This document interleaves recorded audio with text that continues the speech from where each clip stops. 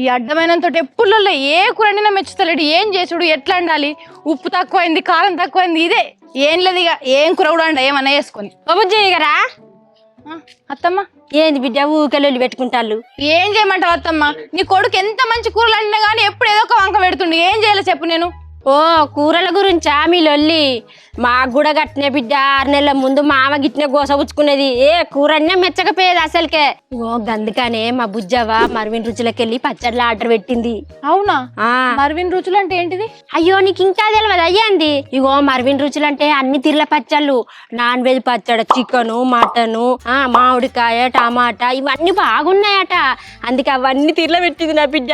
ఇగో నువ్వు కూడా ఆర్డర్ పెట్టుకో బిడ్డ. ఏ లొల్లి ఉండదు. కరెక్ట్ గానీ అది ఎట్లా ఆర్డర్ పెట్టుకుంటా అత్తమ్మ? నాకు తెలియదు.